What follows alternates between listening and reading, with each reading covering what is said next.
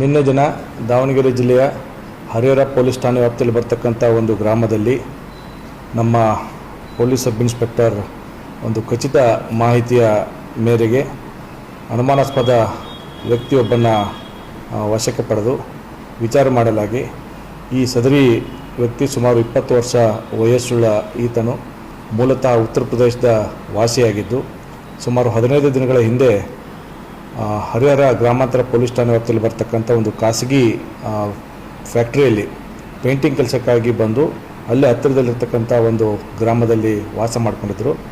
ಇವರನ್ನ ಅನುಮಾನಾಸ್ಪದವಾಗಿ ಚಟುವಟಿಕೆ ಇದೆ ಅಂತ ಬಿಟ್ಟೇಳಿ ಬಂದಿರತಕ್ಕಂಥ ಮಾಹಿತಿಯನ್ನು ಆಧರಿಸಿ ಇವರನ್ನ ವಿಚಾರಣೆಗೊಳಪಡಿಸಿದಾಗ ಈತ ತನ್ನ ಮೊಬೈಲ್ನಲ್ಲಿ ವಾಟ್ಸಪ್ ಗ್ರೂಪು ಮತ್ತು ಸೋಷಿಯಲ್ ಮೀಡಿಯಾ ಮುಖಾಂತರ ಪಾಕಿಸ್ತಾನದ ಮೂಲದ ವ್ಯಕ್ತಿಗಳ ಜೊತೆ ಸಂಪರ್ಕದಲ್ಲಿರ್ತಕ್ಕಂಥ ಮಾಹಿತಿ ಬಂದಿದ್ದು ಅವರನ್ನು ನಾವು ಮುಂದಿನ ಕ್ರಮಕ್ಕಾಗಿ ಪ್ರಕರಣ ದಾಖಲಿಸಿಕೊಂಡು ಸದ್ಯಕ್ಕೆ ಅವರನ್ನು ದಸ್ತಗಿರಿ ಮಾಡಿ ಮುಂದಿನ ಕಾನೂನು ಕ್ರಮ ಕೈಗೊಳ್ತಾ ಇದ್ದೆವು.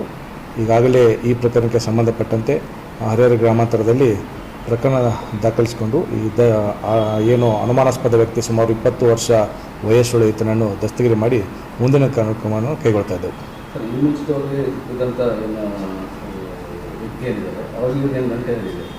ನಾವು ಈಗ ಸದ್ಯಕ್ಕೆ ಇರತಕ್ಕಂಥ ಪ್ರಾಥಮಿಕ ಮಾಹಿತಿ ಪ್ರಕಾರ ಇವರೆಲ್ಲರೂ ಈ ಥರ ವಿಧ್ವಂಸಕ ಕೃತ್ಯಗಳ ಒಂದು ಹಿನ್ನೆಲೆಯಲ್ಲಿ ಸೋಷಿಯಲ್ ಮೀಡಿಯಾ ಮುಖಾಂತರ ಎಲ್ಲರೂ ಕೂಡ ಪರಿಚಯ ಆಗಿ ಒಬ್ಬರಿಗೊಬ್ಬರು ಈ ಆನ್ಲೈನಲ್ಲಿ ಟಚ್ ಇದ್ದಾರೆ ಅಂತ ಬಿಟ್ಟೇಳಿ ಮಾಹಿತಿ ಇತ್ತು. ಇವರ ಒಂದು ವೆರಿಫೈ ಮಾಡಿದಾಗ ಆ ಥರ ಪ್ರಾಥಮಿಕವಾಗಿ ಬೆಳಕಿಗೆ ಬಂದಿದೆ. ಈ ಹಿಂದೆ ಕೂಡ ತುಮಕೂರು ಜಿಲ್ಲೆಯಲ್ಲಿ ಆಗಿರ್ತಕ್ಕಂಥ ಪ್ರಕರಣಕ್ಕೆ ಇದಕ್ಕೆ ಸಾಮರ್ಥ್ಯ ಇದೆ ಅಂತ ಬಿಟ್ಟೇಳಿ ತನಿಖೆಯಿಂದ ನಾವು ಮುಂದೆ ಖಚಿತಪಡಿಸ್ತೇವೆ.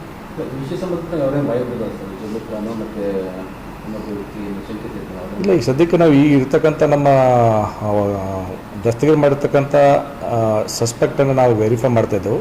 ಮುಂದಿನ ದಿನಗಳಲ್ಲಿ ವೆರಿಫೈ ಮಾಡಿ ಇದಕ್ಕೆ ಸಂಬಂಧಪಟ್ಟಂತೆ ಎಲ್ಲ ಸಾಕ್ಷ್ಯಾಧಾರಗಳನ್ನು ಕಲೆ ಹಾಕಿ ಸೂಕ್ತ ಕ್ರಮ ಕೈಗೊಳ್ತೇವೆ.